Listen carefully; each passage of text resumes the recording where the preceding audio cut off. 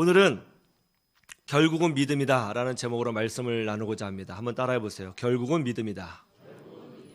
결국은 믿음이다. 요즘 설 연휴 기간에 아주 국내외적으로 빅 이슈가 하나 있었죠. 그게 뭡니까? 중국 우한 폐렴 신종 코로나 바이러스가 국제적인 이슈가 되고 있습니다. 이 바이러스가 어디서 나왔을까요? 지금 학자들은 추정하기를 음식물에서 나왔다는 거예요. 박쥐를 먹어서 그랬나? 생쥐를 먹어서 그랬나? 어쨌든 박쥐나 생쥐 같은 거를 먹어서 생긴 것이 아니냐 이렇게 추정을 하고 있습니다. 먹는 걸 잘 먹어야 돼요. 음식물 조심해야 됩니다. 함부로 먹으면 안 되는 거죠. 그런 것 때문에 계속 문제가 일어나고 있지 않아요? 어떤 음식물을 먹느냐 이거 굉장히 중요한 거죠. 요즘 우리나라에 요리가 큰 주제이고 이슈죠. 셰프, 옛날에는 그렇게 중요하지 않았지만 요새는 아주 인기 직종 중에 하나가 되었습니다.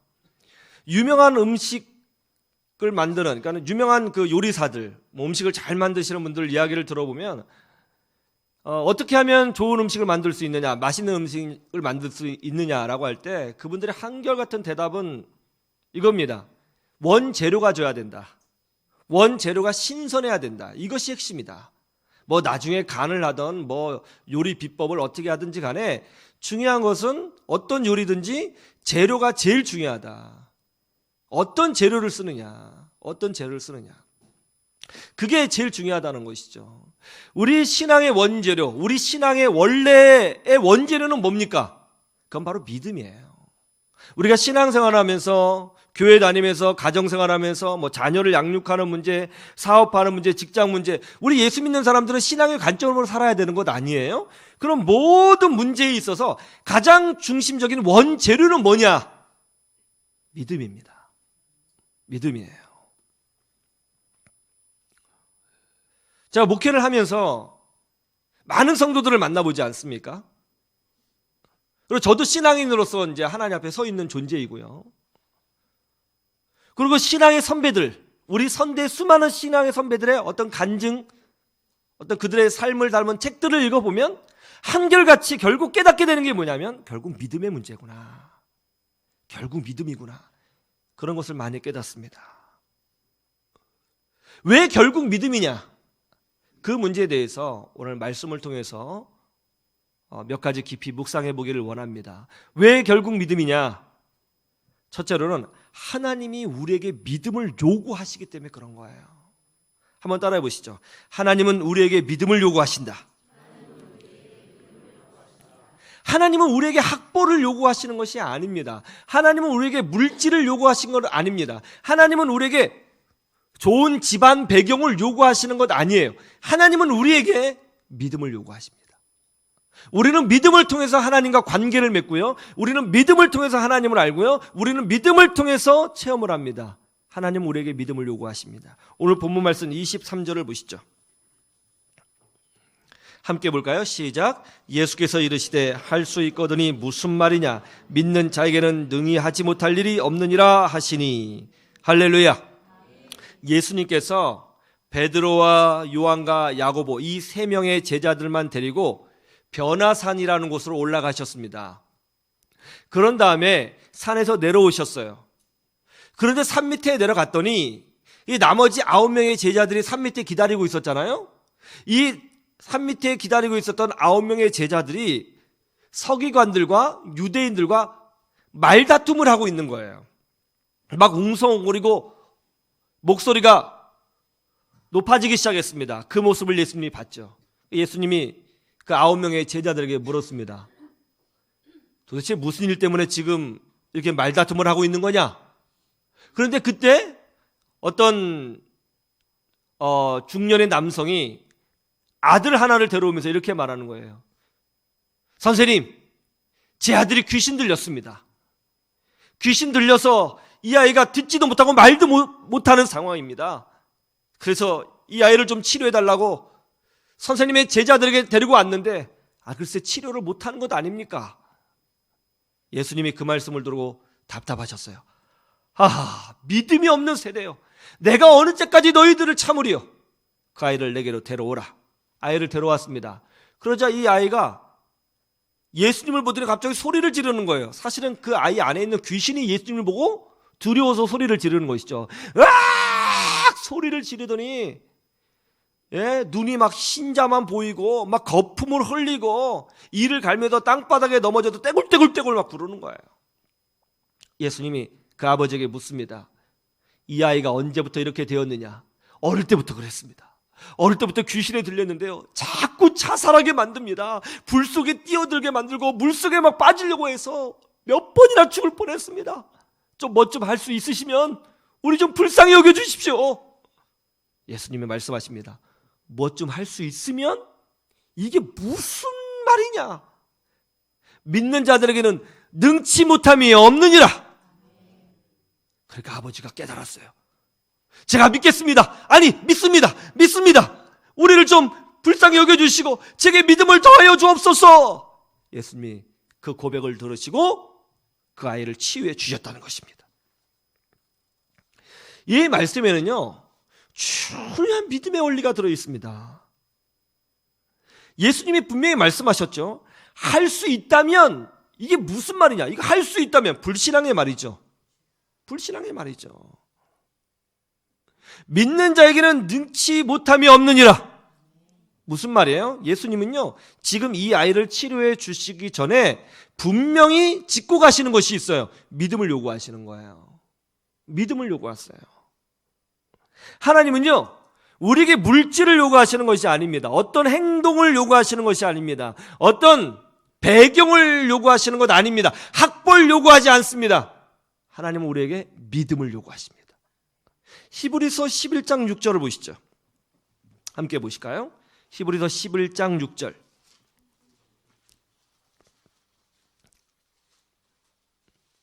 신약성경 히브리서 11장 6절.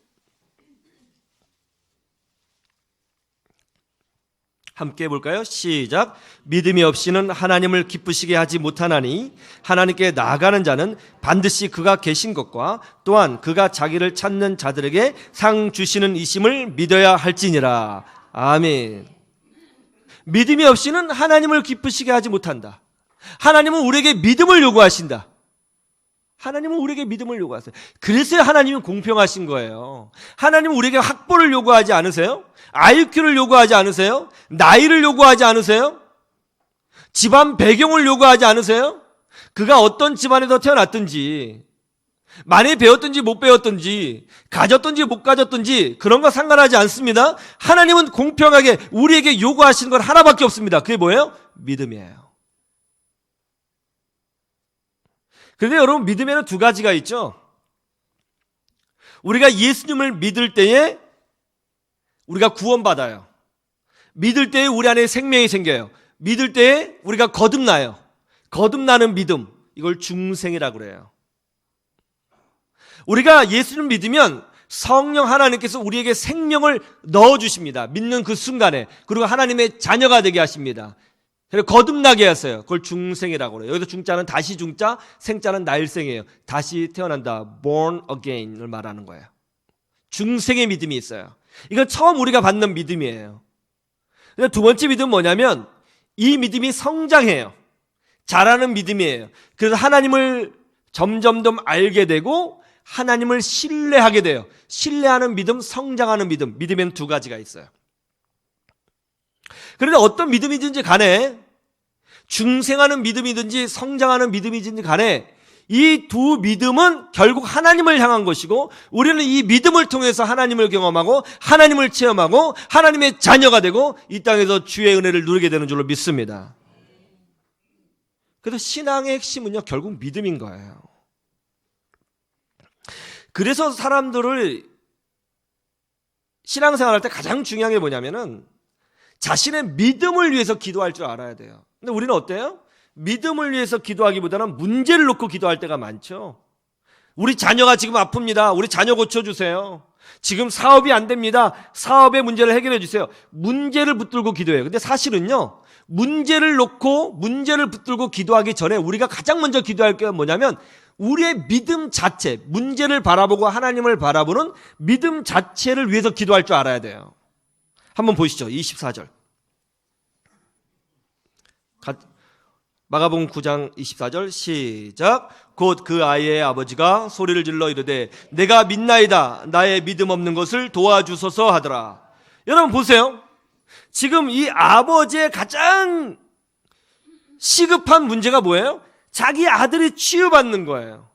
듣지도 못하고 말하지 못하게 하는 더러운 귀신, 자살하게 만드는 이 귀신을 쫓아내는 것이 이 아버지에게는 가장 시급한 문제예요.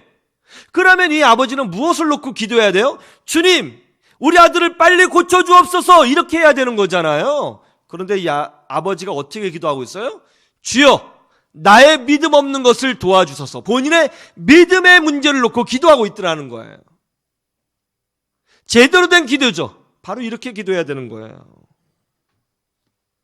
몸에 병이 생겼습니다. 그러면 우리는 보통 어떻게 기도해요? 몸의 치유를 위해서 기도해요. 그러나 사실은 무엇을 놓고 기도해야 됩니까? 우리 믿음을 위해서 기도해야 되는 거예요. 가정에 문제가 생겼어요. 그럼 우리 가정 문제를 붙들고 기도해요. 그러나 사실은 뭐를 기도해야 돼요? 그 문제를 바라보고 하나님을 바라보는 내 믿음을 위해서 기도해야 되는 거예요. 그게 먼저예요. 왜냐하면 하나님은 우리에게 믿음을 요구하시거든요. 하나님은 우리의 기도 제목을 들으시고 응답하시는 게 아닙니다. 우리의 현란한 기도를 듣고 응답하시는 게 아니에요. 하나님은 우리의 믿음을 보고 응답하시는 거예요. 유명한 발레리나 중에 강진희 씨가 있습니다. 강진희 이분이 있는데요. 여러분 발레 할 때 제일 중요한 게 뭐라고 생각하세요? 발레. 음악이죠. 발레는 춤이다 보니까 음악이 제일 중요하죠. 그 다음에 이제 춤이죠. 근데 이 강진희 씨는요, 태어날 때 청각 장애인으로 태어났습니다. 그러니까 음악을 듣지 못해요. 근데 그녀의 어머니가 기도하는 어머니였습니다. 중학교 1학년 때 발레를 시켰어요. 발레 공연을 비디오로 보면서 연습을 많이 하고 또 특별히 몸으로, 진동으로 소리를 느끼면서 춤을 추는 법을 배웠습니다. 그러다 보니까 듣지를 못하다 보니까 실수가 많은 거예요. 관객들이 막 박수를 치면 그 진동이 음악 소리인 줄 알고 계속 춤을 추는 거예요. 그리고 어떨 때는 헷갈려가지고 음악하고는 전혀 다른 춤을 추는 거예요. 예를 들어서 백조의 호수가 나오는데 호두깎이 인형을 친다거나 그런 실수를 하는 거죠. 근데 그런 실수를 할 때마다 사람들이 장애인은 안 된다. 어떻게 듣지도 못하는데 발레를 하느냐. 그건 과욕이다. 하지 말아야 된다. 이런 편견과 사람들의 따가운 시선을 받으며 살아야 했습니다.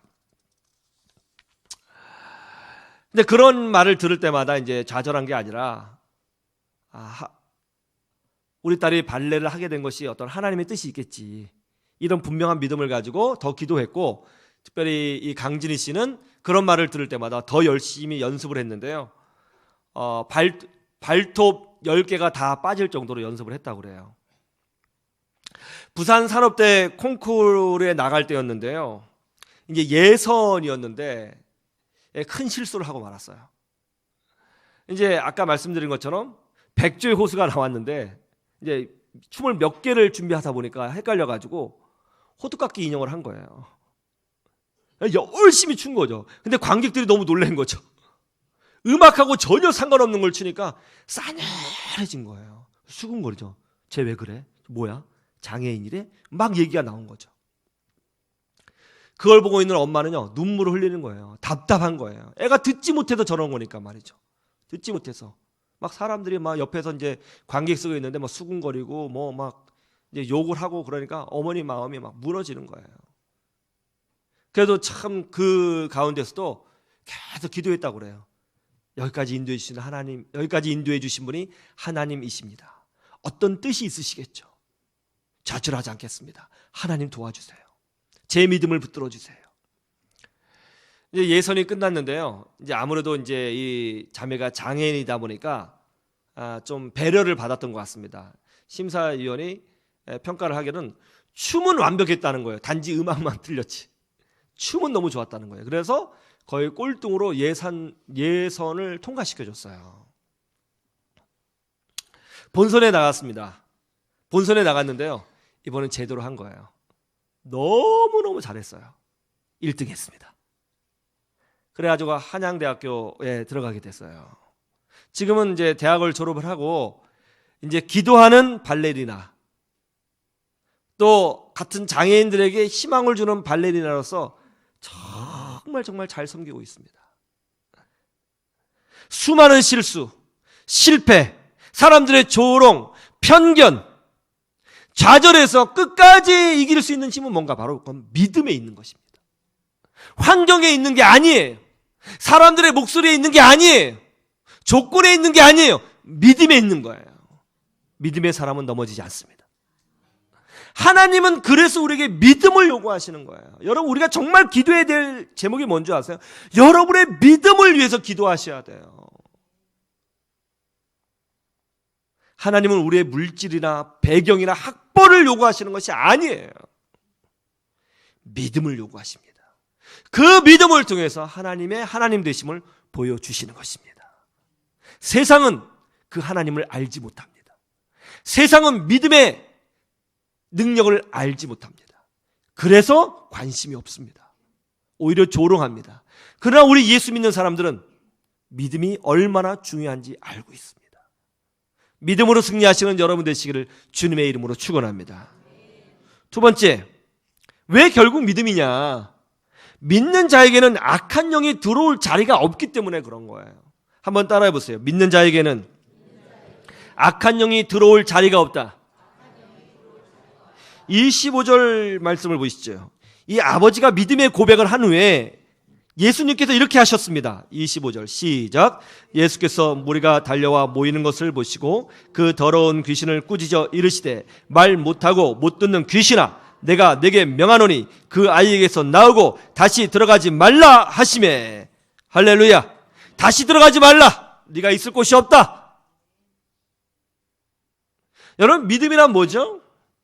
믿음이란 하나님과 나 사이의 간격이에요.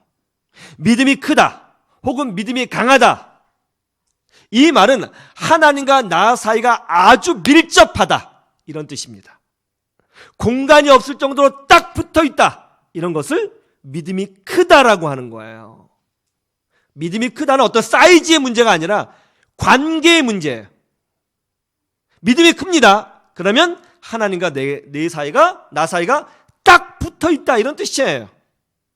하나님과 나 사이가 딱 붙어 있을 때 악한 영, 마귀가 끼어들 틈이 없는 거예요. 여러분, 마귀가 어디에 사는 줄 아세요? 마귀가 사는 공간은 어디냐면 하나님과 나 사이 벌어진 틈에 마귀가 들어와 사는 거예요. 그래서 악한 마귀는 끊임없이 하나님과 내 사이를, 나 사이를 벌리려고 노력해요. 어떤 방식으로 벌리는 줄 아세요? 이간질을 통해서 벌리는 거예요. 마귀는 끊임없이 우리에게 이간질합니다. 하나님에 대해서 오해하게 만들고 하나님에 대해서 섭섭하게 만들죠. 이간질을 하죠. 간격을 벌리죠. 그리고 그 가운데 들어와 살려고 하는 거예요. 어떤 목사님에게도 들은 이야기입니다. 대구 외곽에 한 150명 정도 모이는 교회가 있었습니다. 근데 교회가 굉장히 화목했답니다. 굉장히 즐거웠대요. 뭐 그렇게 특별히 부흥되는 교회는 아니었지만 굉장히 밝고 즐겁고 재밌는 교회였고, 무엇보다도 담임 목사님과 당회원들이 굉장히 친했답니다. 서로 이제 조기 축구에도 같이 했고 또 등산도 자주 가고 굉장히 화목하고 또 서로 깊이 신뢰하고 있었답니다. 그런데 이 모습을 질투한 한 여자 집사가 있었대요. 이 여자 집사가 이간질을 하기 시작했답니다. 목사님을 찾아가서는 장로님이 목사님을 잘 대접하지 않는 것 같다. 목사님의 가치를 잘 모르시는 것 같다. 그리고 대표 기도를 너무 길게 한다. 성도들이 지루해한다. 장로님이 목사님 없을 때는 리더 역할을 하려고 한다. 이런 말을 계속 툭툭 흘리는 거예요. 그리고 또 장로님을 찾아가서는 목사님이 아무개 장로님을 더 신뢰하는 것 같다. 목사님이 돈에 예민하신데 성도들이 싫어하시는 것 같다. 목사님이 아무개 안수 집사를 목사님 오른편으로 세워서 독재를 하려고 하는 것 같다. 그런 얘기를 계속 흘리는 거예요. 그러니까 사람이 참 묘하죠. 그런 얘기를 들으니까요, 처음에는 아니겠지 하다가도 계속 들으면 어때요? 이 사람이 마음이 가거든요. 그 좀 교회가 좀 애매하게 된 거예요, 분위기가. 근데 그 사실 여부를 알려고 그 여자 집사를 당회에 불렀습니다. 이제 3자 대면을 하기 위해서 불렀어요. 그랬더니 그 여자 집사가 당회에 오지 않고 갑자기 교회가 이상한 교회라고, 자기를 나쁘게 몰아간다고 막 욕을 하더니 나가버린 거예요. 그리고 연락두절 이랬대요. 마귀는 하나님과 우리 사이를 끊임없이 이간질하죠. 하나님이 정말 사랑이시라면 왜 나를 이렇게 하셨을까? 하나님은 능력이 많으신데 왜 나에게 복을 주지 아니하실까? 하나님은 왜 우리 가정에 이런 문제를 주셨을까? 하나님은 왜 내 원수에게 복수해 주시지 아니하시는가? 끊임없이 우리에게 섭섭한 마음을 넣어줘요. 이간질하는 거죠. 그래서 하나님과 우리 사이가 벌어지게 합니다. 그리고 그 자리에 들어가 살려고 하는 거예요. 그 벌어진 틈에 마귀가 들어오면, 악한 영이 들어오면 어떻게 됩니까? 하나님의 말씀이 들리지도 않고 하나님께 기도하지도 못하는 거예요. 오늘 귀신처럼 듣지도 못하고 말하지도 못하는 것처럼. 그리고 물과 불에 끊임없이 들어갔던 것처럼 하나님과 관계가 멀어지면 끊임없이 자기 학대를 하면서 영적으로 방황하는 인생을 살 수밖에 없는 것입니다. 유럽의 한 작은 나라에서 있었던 일입니다. 왕이 도둑질을 한 청년을 사형시키려고 했습니다. 그에게 죽기 전에 소원이 무엇이냐고 물어봤습니다. 죽기 전에 소원이 무엇이냐?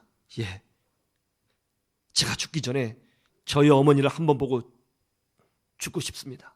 어머니를 한 번만 만나게 해주십시오. 말도 안 된다. 너 고향 가서 어머니 만난다고 하면서 도망가려고 그러지? 그런 소원은 들어줄 수가 없다. 말도 안 되는 소리야. 한 번만 어머니를 만나게 해주십시오. 소원입니다. 안 돼. 근데 갑자기 이 사형수의 친구가 나섭니다. 왕이시여, 저 친구의 소원을 들어주십시오. 제가 친구인데 제가 대신 볼모로 잡혀 있겠습니다. 우리 친구가 오지 않으면 저를 처형하시면 됩니다. 제발 친구의 소원을 들어주십시오. 그래서 왕이 그렇게 하기로 하고 이 친구를 잡아주고 사형수 청년은 고향에 갔다 오도록 3일의 기회를 주었습니다. 3일 동안 오지 않으면 대신 친구가 죽게 되는 것이죠. 시간이 점점 흘러가는데 친구가 정말 오지 않는 거예요. 3일이 다 됐는데 오지 않아요. 그때 왕과 신하가 이 친구를 비웃습니다. 네가 속은 거야. 야, 요즘이 어떤 세상인데 말이야. 자기 목숨을 걸고 의리를 지키겠냐? 요새는 조폭도 안 그래. 누가 자기 목숨을 걸고 의리를 지켜? 네가 속은 거야. 요즘이 어떤 세상인데 말이야. 아닙니다. 제 친구는 돌아올 겁니다. 저렇다니까. 저렇게 철이 없다니까. 너같이 순진한 애만 당하는 거야, 세상은. 너는 죽었어, 이제. 친구로 올 겁니다. 아이, 시끄러. 넌 죽었어. 시간이 다 됐고 이제 처형을 하게 되었습니다. 자, 처형을 집행하자. 그러는 순간에 갑자기 저기서 막 누가 달려오는 거예요. 제가 왔습니다. 제가 왔습니다. 저를 죽여주세요. 저를 죽여주세요. 온 거예요.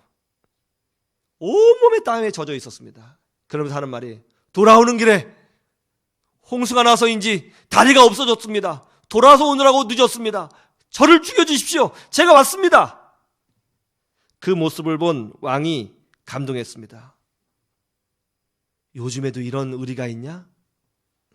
생명을 걸고도 믿을 수 있는 친구라면, 그런 친구라면 이 나라에서 가장 소중한 친구가 아니겠느냐. 둘 다 살려주어라 했다는 겁니다. 여러분, 이간질하는 악한 영적 세력에게 틈을 주지 마십시오. 하나님은 그래도 여러분을 사랑하십니다.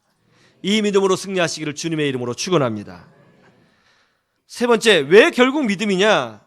하나님은 믿음의 사람을 붙들어 주시기 때문에 그런 겁니다. 한번 따라해 보세요. 하나님은 믿음의 사람을 붙잡아 주신다. 26절 27절을 보세요. 26절 27절 같이 볼까요? 시작. 귀신이 소리 지르며 아이로 심히 경련을 일으키게 하고 나가니 그 아이가 죽은 것 같이 되어 많은 사람이 말하기를 죽었다 하나 예수께서 그 손을 잡아 일으키시니 이에 일어서니라. 아멘. 예수님이 귀신을 내쫓으셨습니다. 그러자 소년이 소리를 지르고 비명을 지르면서 의식을 잃고 쓰러졌습니다. 그러자 사람들이 죽었어, 죽은 것 같아, 그렇게 말을 했다는 거죠. 그때 예수님은 그 아이의 손을 잡아 일으키셨고, 그러자 그 아이가 의식을 되찾고 건강을 회복하고 살아나게 되었다는 것입니다. 근데 오늘 본문을 가만히 보면 재밌는 것이 있어요. 아이가 의식을 잃고 쓰러진 후에 예수님이 바로 아이를 찾아가서 손을 잡고 일으켜 주신 것이 아니라는 거예요. 의도적으로 의식을 잃은 상태에서 쓰러져 있도록 가만히 두신 것 같습니다. 시간이 지나가도 아이가 일어나지 않으니까 사람들이 반응을 보인 거예요. 죽은 것 같아, 죽은 것 같아. 만약 예수님이 아이가 쓰러지자마자 바로 가서 손을 잡고 일으켰다면 사람들이 죽은 것 같아, 그런 말 할 이유가 없어요. 그렇죠? 사람들이 죽은 것 같아, 웅성웅성거리고 죽었나 봐, 이런 말이 나왔다는 건 뭐냐면 아이가 쓰러진 상태로 방치돼 있었다는 거죠. 가만히 있었던 거예요. 가만히 애가 있으니까, 움직이도 않고 있으니까 예수님도 가만히 계시고 말이죠. 그러니까 사람들이 죽었나 봐, 죽은 것 같아, 이상해, 그렇게 말이 나온 거예요. 왜 예수님이 바로 치료하지 아니하시고 바로 일으켜주지 아니하시고 가만히 뒀을까요? 애가 죽은 것 같아, 죽었어, 이렇게 말하는 사람들은요, 본문을 가만히 읽어보면 서기관들이었을 것입니다. 서기관들은 그 당시에 학자들이에요. 우리식으로 말하면 박사예요. 리더입니다. 알만한 사람들이에요. 이런 학자들이, 박사들이 아이가 죽었다고 말을 할 때에 옆에서 아버지는 다 듣고 있었을 것입니다. 그때 아버지의 마음이 얼마나 무너졌을까요? 공신력 있는 사람이 애가 죽은 것 같다고 이야기하잖아요. 얼마나 마음이 무너졌을까요? 얼마나 두려웠을까요? 그런데 말이죠, 오늘 본문을 가만히 보면 아버지의 반응이 보이지 않아요. 아버지의 목소리가 보이지 않습니다. 아버지는 침묵하고 있습니다. 서기관들이 애가 죽었다고 말을 하고 뭔가 잘못된 것 같다고 부정적인 말을 하고 있는데 아버지는 침묵하고 있어요. 왜 침묵하고 있을까요? 믿고 있었던 겁니다. 그 순간 예수님은 아이에게 가시더니 아이의 손을 잡고 일으켜 주신 거예요. 오늘날도 믿음으로 쓰러진 사람들이 많죠. 믿음으로 살다가 손해봤다고 생각하는 사람들이 많아요. 믿음으로 쓰러진 거예요. 믿음으로 살다가 망했다고 생각하는 사람들 많아요. 믿음으로 쓰러진 거예요. 믿음으로 살다가 어려움을 당했다고 고백하는 사람들 많습니다. 믿음 때문에 쓰러진 거예요. 믿음 때문에 오히려 내가 어렵게 되었다, 이렇게 생각하는 사람들 많아요. 그런 생각이 외부에서도 들리지만 내 안에서 계속 나를 찌르고 있는 것을 경험하고 있는 사람들도 있습니다. 믿음으로 쓰러집니다. 믿음으로 살다가 쓰러져요. 그런데 그런 소리에 흔들리지 않냐고 끝까지 믿음으로 인내하는 사람은 결국 우리 주님께서 손을 잡고 일으켜 주시는 줄로 믿습니다. 뇌졸중이라고 하는 절망 가운데에서도 오직 믿음으로 위대한 믿음의 발자취를 남긴 스탠리 존스라고 하는 선교사님이 있습니다. 50년 넘게 그 어려운 인도의 오지에 가서 복음을 전하신 선교사님이에요. 그 인도 사람들에게 하나님의 메시지를 무려 6만 번 이상 전한 분입니다. 타임지 알죠? 그 유명한 타임지는 스탠리 존스를 사도 바울 이후 가장 위대한 기독교 선교사로 선정했습니다. 그렇게 열정적으로 인도 선교를 감당하고 있었는데요, 1971년 12월에 이분이 뇌졸중으로 쓰러졌습니다. 마비가 와서 아무것도 할 수 없게 된 거예요. 눈에 초점이 달라져서 글씨를 읽을 수가 없었고요, 오른손에 마비가 와서 글을 쓸 수가 없었습니다. 그리고 다리에 마비가 와서 일어날 수가 없었어요. 혼자 화장실 갈 수도 없었고 혼자 일어나서 밥을 먹을 수도 없게 되었습니다. 완전한 장애를 겪게 되었습니다. 미국 최고의 의사들이 와서 그를 치료하고 뭐 검진하고 치료를 했는데 의사들이 이렇게 말했어요. 선교사님, 정말 안타깝습니다. 선교사님은 이제 걷지 못하시게 될 겁니다. 최선을 다했지만 현대의학으로는 여기까지입니다. 걷지 못하실 겁니다. 그리고 지금도 말씀도 잘 안 나오시죠? 어느 정도는 회복이 되겠지만 이 설교도 아마 못하실 것 같습니다. 죄송합니다. 의사가 안 된다는 그 소리를 들을 때에 이 선교사님이 하나님, 제가 평생 하나님을 위해서 헌신했는데 결국 이겁니까? 이게 뭡니까? 이렇게 원망하지 않았다는 거예요. 그때 선교사님은 그의 일기장에 이렇게 고백하고 있습니다. 그 이야기를 들었을 때 나는 아무 걱정이 없었다. 왜냐하면 나는 전적으로 하나님 손 안에 있고 내가 하나님 손 안에 있다는 것은 예수 그리스도 안에 있다는 것인데 예수 그리스도 안에 있는 내가 무엇이 두렵단 말인가. 그러고 나서 이 스탠리 선교사님이요, 매일 정각 12시죠. 12시 정각에 하나님께 기도하기 시작했어요. 하나님, 다시 쓰임 받도록 인도해 주옵소서. 저는 하나님의 선하신 뜻을 믿습니다. 그리고 일주일을 금식하신 후에 이제 스스로 일어나서 걷는 훈련을 했어요. 이제 걸을 수가 없죠. 막 팍팍 쓰러지죠. 걸으려고 막 노력을 한 거예요. 그때 이제 딸하고 사위가 이 걸으려고 하는 이 스탠리 선교사님을 보고 옆에서 기도를 하고 선포를 했어요. 나사렛 예수 그리스도의 이름으로 명하노니 일어나 걸어라! 일어나 걸어라! 할렐루야! 선포를 했어요. 그런데 정말 기적이 일어났습니다. 얼마 지났을까요? 스스로 걷기 시작한 거예요. 미국 의료진들이 절대로 걸을 수 없다고 했는데 이분이 걸었고요. 이제 나중에는 1km를 혼자 걸어 다닐 수 있게 됐고요. 오르막길도 걸었게 되었고요. 내리막길도 혼자 걷게 되었습니다. 그리고 또다시 설교할 수 없다고 이야기를 했는데 마지막 숨을 거둘 때까지 약 14개월 동안 50여 번의 설교를 했고요. 그리고 이 아플 때에 영적 유언장과 같은 하나님의 예스라고 하는 책을 남겼습니다. 굉장히 유명한 책인데 한번 읽어보세요. 하나님의 예스. 스탠리 선교사님은 이 책에서 이렇게 고백했습니다. 내가 뇌졸중의 장애를 통해서 깨달은 것은 예수님은 우리의 해질녘을 새벽녘으로 바꿔 주신다는 것이다. 우리의 어둠을 희망으로 바꿔 주신다. 그것이 장애를 통해서 깨달은 것이다. 하나님은 살아계신다. 예수님이 주권자가 되신다. 할렐루야. 그런 고백이었어요. 결국은 믿음입니다. 수많은 그리스도인을 만나고 상담을 하고 그들을 위해서 기도해주고 제가 목회를 하고 또 여러 가지 신앙의 고난을 당할 때 반복적으로 제가 깨닫는 게 뭐냐면 결국은 믿음의 문제입니다. 결국은 믿음입니다.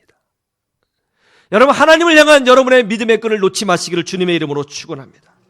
절대 믿음으로 전진하면 하나님께서 반드시 승리를 주실 것입니다. 하나님은 여러분을 사랑하십니다. 이 믿음으로 승리하시기를 주님의 이름으로 축원합니다.